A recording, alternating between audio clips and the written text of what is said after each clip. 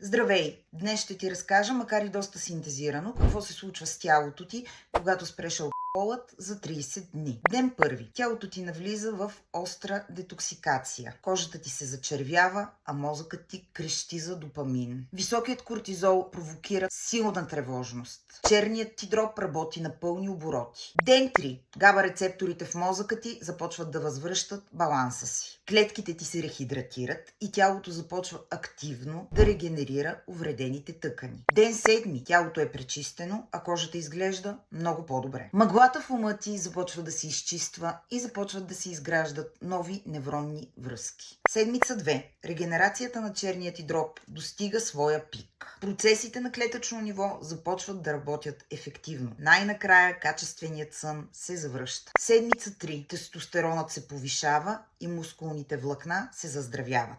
Ден 30. Опитай и сам ще видиш какво ще стане. Имам едно предупреждение за теб обаче. Имай предвид, че тази информация, която ти давам в момента, е силно синтезирана и всеки случай е индивидуален. Ако имаш някакви въпроси, коментирай под видеото или най-добре ми пиши лично съобщение. А ако това видео ти е харесало, дай един лайк, последвай ме и шерни. За сега ти пожелавам да имаш прекрасен ден и както винаги, остани трезвен.